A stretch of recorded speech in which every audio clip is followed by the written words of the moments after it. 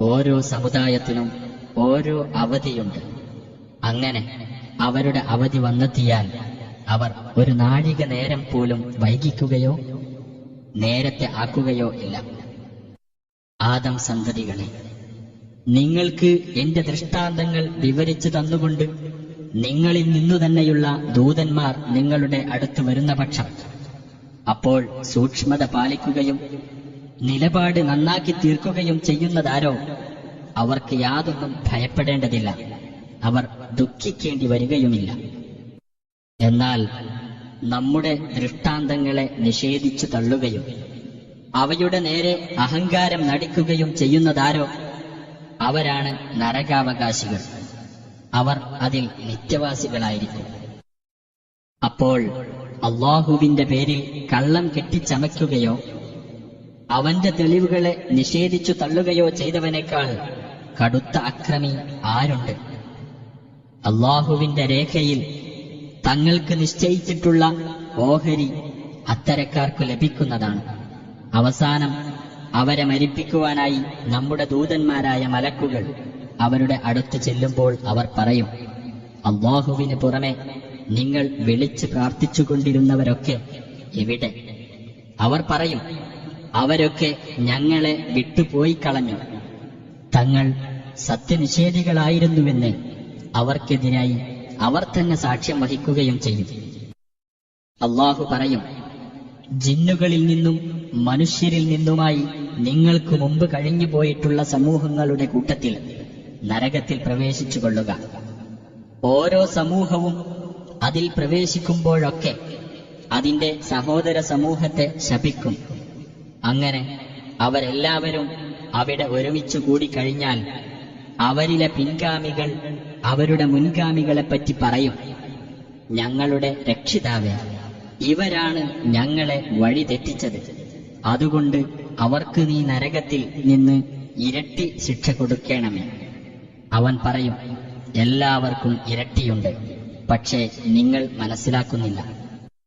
അവരിലെ മുൻഗാമികൾ അവരുടെ പിൻഗാമികളോട് പറയും, അപ്പോൾ നിങ്ങൾക്ക് ഞങ്ങളെക്കാൾ ഉപരി യാതൊരു ശ്രേഷ്ഠതയുമില്ല. ആകയാൽ നിങ്ങൾ സമ്പാദിച്ചു വച്ചിരുന്നതിന്റെ ഫലമായി നിങ്ങൾ ശിക്ഷ അനുഭവിച്ചുകൊള്ളുക. നമ്മുടെ ദൃഷ്ടാന്തങ്ങളെ നിഷേധിച്ചു തള്ളുകയും അവയുടെ നേരെ അഹങ്കാരം നടിക്കുകയും ചെയ്തവരാരോ അവർക്കുവേണ്ടി ആകാശത്തിന്റെ കവാടങ്ങൾ തുറന്നു കൊടുക്കപ്പെടുകയേ ഇല്ല. ഒട്ടകം സൂചിയുടെ ദ്വാരത്തിലൂടെ കടന്നുപോകുന്നതുവരെ അവർ സ്വർഗത്തിൽ പ്രവേശിക്കുകയുമില്ല. അപ്രകാരമാണ് നാം കുറ്റവാളികൾക്ക് പ്രതിഫലം നൽകുന്നത്. അവർക്ക് നരകാഗ്നിയാലുള്ള മെത്തയും അവരുടെ മീതെ കൂടി പുതപ്പുകളും ഉണ്ടായിരിക്കും. അപ്രകാരമാണ് നാം അക്രമികൾക്ക് പ്രതിഫലം നൽകുന്നത്. വിശ്വസിക്കുകയും സൽക്കർമ്മങ്ങൾ പ്രവർത്തിക്കുകയും ചെയ്തവരാരോ അവരാണ് സ്വർഗാവകാശികൾ. അവരതിൽ നിത്യവാസികളായിരിക്കും. ഒരാൾക്കും അയാളുടെ കഴിവിൽപ്പെട്ടതല്ലാതെ നാം ബാധ്യത ഏൽപ്പിക്കുന്നില്ല. ആ വിശ്വാസികളുടെ മനസ്സുകളിലുള്ള ഉൾപ്പകയെല്ലാം നാം നീക്കിക്കളയുന്നതാണ്. അവരുടെ താഴ്ഭാഗത്തുകൂടി അരുവികൾ ഒഴുകിക്കൊണ്ടിരിക്കും. അവർ പറയുകയും ചെയ്യും, ഞങ്ങളെ ഇതിലേക്ക് നയിച്ച അല്ലാഹുവിന് സ്തുതി. അല്ലാഹു ഞങ്ങളെ നേർവഴിയിലേക്ക് നയിച്ചിരുന്നില്ലെങ്കിൽ ഞങ്ങൾ ഒരിക്കലും നേർവഴി പ്രാപിക്കുമായിരുന്നില്ല. ഞങ്ങളുടെ രക്ഷിതാവിന്റെ ദൂതന്മാർ തീർച്ചയായും സത്യവും കൊണ്ടാണ് വന്നത്. അവരോട് വിളിച്ചു പറയപ്പെടുകയും ചെയ്യും, അതാ സ്വർഗം, നിങ്ങൾ പ്രവർത്തിച്ചിരുന്നതിന്റെ ഫലമായി നിങ്ങൾ അതിന്റെ അവകാശികളാക്കപ്പെട്ടിരിക്കുന്നു. സ്വർഗാവകാശികൾ നരകാവകാശികളോട് വിളിച്ചു പറയും, ഞങ്ങളോട് ഞങ്ങളുടെ രക്ഷിതാവ് വാഗ്ദാനം ചെയ്തത് ഞങ്ങൾ യാഥാർത്ഥ്യമായി കണ്ടെത്തിക്കഴിഞ്ഞു. എന്നാൽ നിങ്ങളുടെ രക്ഷിതാവ് നിങ്ങളോട് വാഗ്ദാനം ചെയ്തത് നിങ്ങൾ യാഥാർത്ഥ്യമായി കണ്ടെത്തിയോ? അവർ പറയും, അതെ. അപ്പോൾ ഒരു വിളംബരക്കാരൻ അവർക്കിടയിൽ വിളിച്ചു പറയും, അല്ലാഹുവിന്റെ ശാപം അക്രമികളുടെ മേലാകുന്നു. അതായത് അള്ളാഹുവിന്റെ മാർഗത്തിൽ നിന്ന് തടയുകയും അത് വക്രമാക്കാൻ ആഗ്രഹിക്കുകയും പരലോകത്തിൽ അവിശ്വസിക്കുകയും ചെയ്യുന്നവരുടെ മേൽ ആ രണ്ട് വിഭാഗത്തിനുമിടയിൽ ഒരു തടസ്സം ഉണ്ടായിരിക്കും. ഉന്നത സ്ഥലങ്ങളിൽ ചില ആളുകളുണ്ടായിരിക്കും. ഓരോ വിഭാഗത്തെയും അവരുടെ ലക്ഷണം മുഖേന അവർ തിരിച്ചറിയും. സ്വർഗാവകാശികളോട് അവർ വിളിച്ചു പറയും, നിങ്ങൾക്ക് സമാധാനമുണ്ടായിരിക്കട്ടെ. ആ ഉയരത്തുള്ളവർ സ്വർഗത്തിൽ പ്രവേശിച്ചിട്ടില്ല, അവർ അത് ആശിച്ചുകൊണ്ടിരിക്കുകയാണ്. അവരുടെ ദൃഷ്ടികൾ നരകാവകാശികളുടെ നേരെ തിരിക്കപ്പെട്ടാൽ അവർ പറയും, ഞങ്ങളുടെ രക്ഷിതാവേ, ഞങ്ങളെ നീ അക്രമികളായ ജനങ്ങളുടെ കൂട്ടത്തിലാക്കരുത്. ഉയർന്ന സ്ഥലങ്ങളിലുള്ളവർ ലക്ഷണം മുഖേന അവർക്ക് തിരിച്ചറിയാവുന്ന ചില ആളുകളെ വിളിച്ചുകൊണ്ട് പറയും, നിങ്ങൾ ശേഖരിച്ചിരുന്നതും നിങ്ങൾ അഹങ്കരിച്ചിരുന്നതും നിങ്ങൾക്കെന്തൊരു പ്രയോജനമാണ് ചെയ്തത്? ഇക്കൂട്ടരെ പറ്റിയാണോ അള്ളാഹു അവർക്കൊരു കാരുണ്യവും നൽകുകയില്ലെന്ന് നിങ്ങൾ സത്യം ചെയ്തു പറഞ്ഞത്? എന്നാൽ അവരോടാണല്ലോ നിങ്ങൾ സ്വർഗത്തിൽ പ്രവേശിച്ചു കൊള്ളുക, നിങ്ങൾ യാതൊന്നും ഭയപ്പെടേണ്ടതില്ല, നിങ്ങൾ ദുഃഖിക്കേണ്ടി വരികയുമില്ല എന്ന് പറയപ്പെട്ടിരിക്കുന്നത്. നരകാവകാശികൾ സ്വർഗാവകാശികളെ വിളിച്ചു പറയും, ഞങ്ങൾക്ക് അല്പം വെള്ളമോ അള്ളാഹു നിങ്ങൾക്ക് നൽകിയ ഉപജീവനത്തിൽ നിന്ന് അല്പമോ നിങ്ങൾ ചൊരിഞ്ഞു തരണേ. അവർ പറയും, സത്യനിഷേധികൾക്ക് അള്ളാഹു അത് രണ്ടും തീർത്തും വിലക്കിയിരിക്കുകയാണ്. അതായത് തങ്ങളുടെ മതത്തെ വിനോദവും കളിയുമാക്കി തീർക്കുകയും ഐഹിക ജീവിതം കണ്ട് വഞ്ചിതരാവുകയും ചെയ്തവർക്ക്.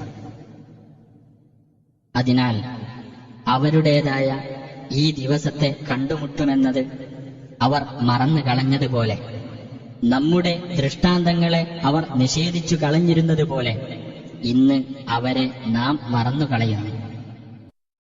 ജ്ഞാനത്തിന്റെ അടിസ്ഥാനത്തിൽ നാം കാര്യങ്ങൾ വിശദമാക്കിയിട്ടുള്ള ഒരു ഗ്രന്ഥം അവർക്കു നാം കൊണ്ടുവന്നുകൊടുത്തു. വിശ്വസിക്കുന്ന ജനങ്ങൾക്ക് മാർഗദർശനവും കാരുണ്യവുമത്രേ അത്. അതിലുള്ളത് പുലർന്നു കാണുക എന്നതല്ലാതെ മറ്റു വല്ലതുമാണോ അവർ നോക്കിക്കൊണ്ടിരിക്കുന്നത്? മുമ്പ് അതിനെ മറന്നുകളഞ്ഞവർ അതിന്റെ പുലർച്ച വന്നെത്തുന്ന ദിവസത്തിൽ പറയും, ഞങ്ങളുടെ രക്ഷിതാവിന്റെ ദൂതന്മാർ സത്യവും കൊണ്ട് തന്നെയാണ് വന്നത്. ഇനി ഞങ്ങൾക്കു വേണ്ടി ശുപാർശ ചെയ്യാൻ വല്ല ശുപാർശക്കാരുമുണ്ടോ? അതല്ല ഞങ്ങളൊന്ന് തിരിച്ചയക്കപ്പെടുമോ? എങ്കിൽ ഞങ്ങൾ മുമ്പ് ചെയ്തിരുന്നതിൽ നിന്ന് വ്യത്യസ്തമായി പ്രവർത്തിക്കുമായിരുന്നു. തങ്ങൾക്ക് തന്നെ അവർ നഷ്ടം വരുത്തിവെച്ചു. അവർ കെട്ടിച്ചമച്ചിരുന്നതെല്ലാം അവരെ വിട്ട് പോയിക്കളയുകയും ചെയ്തു. തീർച്ചയായും നിങ്ങളുടെ രക്ഷിതാവ് 6 ദിവസങ്ങളിലായി അഥവാ ഘട്ടങ്ങളിലായി ആകാശങ്ങളും ഭൂമിയും സൃഷ്ടിച്ചവനായ അല്ലാഹുവാകുന്നു. എന്നിട്ടവൻ സിംഹാസനസ്ഥനായിരിക്കുന്നു. രാത്രിയെക്കൊണ്ട് അവൻ പകലിനെ മൂടുന്നു. ദ്രുതഗതിയിൽ അത് പകലിനെ തേടി ചെല്ലുന്നു. സൂര്യനെയും ചന്ദ്രനെയും നക്ഷത്രങ്ങളെയും തന്റെ കൽപ്പനയ്ക്കു വിധേയമാക്കപ്പെട്ട നിലയിൽ അവൻ സൃഷ്ടിച്ചിരിക്കുന്നു. അറിയുക, സൃഷ്ടിപ്പും ശാസനാധികാരവും അവനു തന്നെയാണ്. ലോകരക്ഷിതാവായ അല്ലാഹു മഹത്വപൂർണനായിരിക്കുന്നു.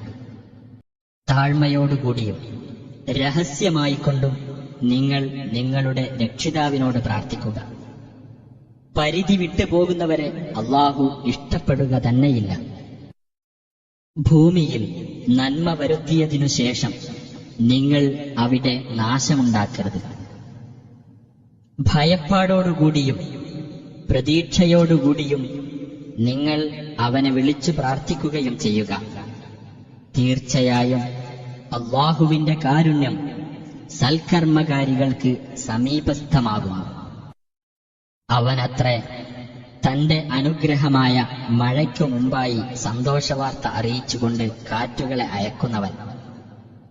അങ്ങനെ ആ കാറ്റുകൾ ഭാരിച്ച മേഘത്തെ വഹിച്ചു കഴിഞ്ഞാൽ നിർജീവമായ വല്ല നാട്ടിലേക്കും നാം അതിനെ നയിച്ചുകൊണ്ടു പോകുകയും എന്നിട്ടവിടെ വെള്ളം ചൊരിയുകയും അതുമൂലം എല്ലാത്തരം കായ്കനികളും നാം പുറത്തു കൊണ്ടുവരികയും ചെയ്യുന്നു. അതുപോലെ നാം മരണപ്പെട്ടവരെ പുറത്തു കൊണ്ടുവരുന്നതാണ്. നിങ്ങൾ ശ്രദ്ധിച്ചു മനസ്സിലാക്കുന്നവരായേക്കാം. നല്ല നാട്ടിൽ അതിലെ സസ്യങ്ങൾ അതിന്റെ രക്ഷിതാവിന്റെ അനുമതിയോടെ നന്നായി മുളച്ചു വളരുന്നു. എന്നാൽ മോശമായ നാട്ടിൽ ശുഷ്കമായിക്കൊണ്ടല്ലാതെ സസ്യങ്ങൾ മുളച്ചു വരികയില്ല. അപ്രകാരം നന്ദി കാണിക്കുന്ന ജനങ്ങൾക്കു വേണ്ടി നാം ദൃഷ്ടാന്തങ്ങൾ വിവിധ രൂപത്തിൽ വിവരിക്കുന്നു. നൂഹിനെ അദ്ദേഹത്തിന്റെ ജനതയിലേക്ക് നാം അയക്കുകയുണ്ടായി. എന്നിട്ട് അദ്ദേഹം പറഞ്ഞു, എന്റെ ജനങ്ങളെ, നിങ്ങൾ അല്ലാഹുവെ ആരാധിക്കുവിൻ. അവനല്ലാതെ നിങ്ങൾക്ക് ഒരു ദൈവവുമില്ല. തീർച്ചയായും ഭയങ്കരമായ ഒരു ദിവസത്തെ ശിക്ഷ നിങ്ങൾക്ക് വന്നു ഭവിക്കുമെന്ന് ഞാൻ ഭയപ്പെടുന്നു. അദ്ദേഹത്തിന്റെ ജനതയിലെ പ്രമാണിമാർ പറഞ്ഞു, തീർച്ചയായും നീ പ്രത്യക്ഷമായ ദുർമാർഗത്തിലാണെന്ന് ഞങ്ങൾ കാണുന്നു. അദ്ദേഹം പറഞ്ഞു, എന്റെ ജനങ്ങളെ, എന്നിൽ ദുർമാർഗമൊന്നുമില്ല. പക്ഷേ ഞാൻ ലോകരക്ഷിതാവിങ്കിൽ നിന്നുള്ള ദൂതനാകുന്നു. എന്റെ രക്ഷിതാവിന്റെ സന്ദേശങ്ങൾ ഞാൻ നിങ്ങൾക്ക് എത്തിച്ചു തരികയും നിങ്ങളോട് ആത്മാർത്ഥമായി ഉപദേശിക്കുകയുമാകുന്നു. നിങ്ങൾക്കറിഞ്ഞുകൂടാത്ത പലതും അല്ലാഹുവിങ്കൽ നിന്ന് ഞാൻ അറിയുന്നുമുണ്ട്.